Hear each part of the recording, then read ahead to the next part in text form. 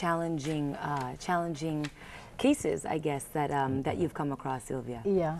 In terms of the most challenging, most of our participants are very much interested in the mud crawl, where they go through a distance and then they crawl in the mud. And you know, most people when they go for team building, they would really go both for fun and the learning, because we all know that learning is better in an atmosphere of fun. And there is this bamboo rafting where people go from one end to another end and they ride a bamboo raft. And many participants in team building initiatives, maybe most of them, this is the first time for them to ride on a bamboo raft. So in the process, while they enjoy the game, they compete with each other because we form different teams. After each exercise, we do process the exercise and relate these games and activities to their working environment, to their families, to their organizations, and even to their small groups or their barcadas. Because we also have cases where people go to Forest Club to celebrate their birthdays. So instead of having the usual happy birthday with food and lots of videoke singing, we at Forest Club also provide them with avenues where they can entertain their friends in a different manner. Do you guys also follow up on the people that come in for team building activities? What we do in every team building initiative we have together with a particular group, we always employ an evaluation. And based on this evaluation, we assess what's the effect of the team building on the group, on the individual, and to the organization. And after 2 or 3 months, we get back to them and see if whatever courses of action they have agreed before leaving the venue are being followed through. Because a lot of criticisms have been on team building, that after the team building initiative, it's like you go back to your old ways. Back to the old ways, back to the original, back to the reality, and all the differences, for example, are not really patched up. Do you see the positive results right away? For example, if there is something that maybe has come to your attention, that there's tension between two parties and they're there, and then all of a sudden they have to trust each other on a bamboo raft. Do you see the positive effects right away, or are people still hesitant to go there? Outright, we see the positive effect. But of course, team building is something which is a process.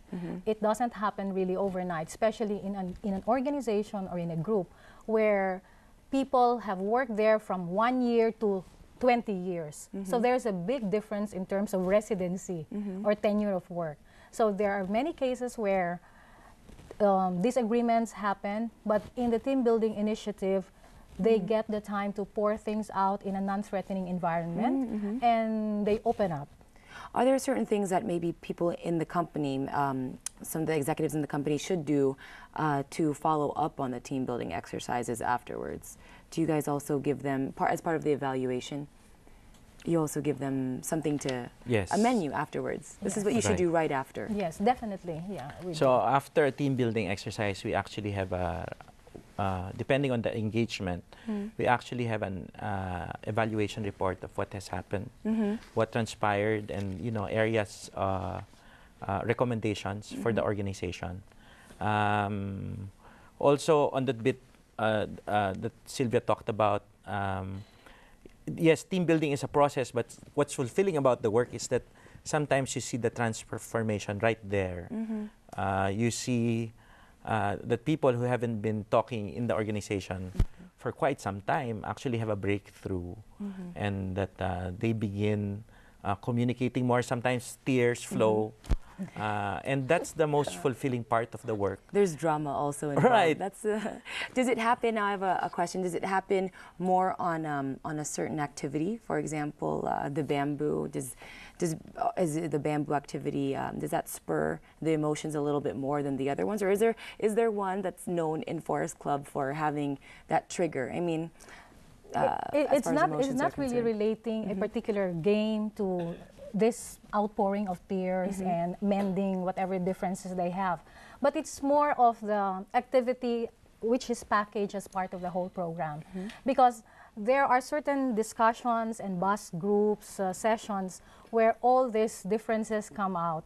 But definitely it's not pinpointing people, pinpointing at people, but it's more of drawing out. With the facilitators we have, we really try our best to draw out from each individual what they think.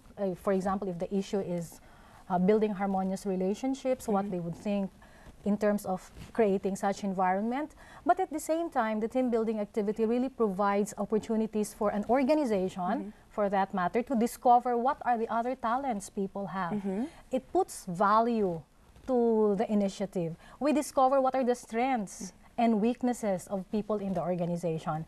And for all we know, we find that there are many staff who are born leaders, but they just don't have the opportunity to excel as leaders in the work they're doing in a particular organization. But in the team building initiative, there are so many discoveries.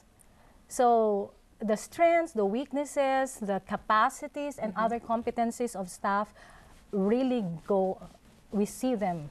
From your experiences, how often should companies go to have their team building activities or to have team building sessions for it to be really for it to be a positive progress?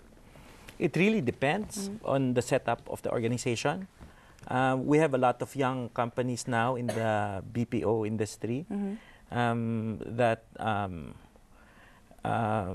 where change in the organization happens so often, and that they're forced to work in work teams, but sometimes that work team doesn't even last a year. So for those, they do need it quite frequently. They need it as often as there's a new team formed, and that they come to us on a regular basis precisely to do this activity every time a new team is formed. When you have these activities, do they all take place during the day, or do some also take place during the night? Both, during the daytime and during the evenings. What's good about the facility is that it's self-contained. It's 2.5 hectares, it's self-contained. So it's safe.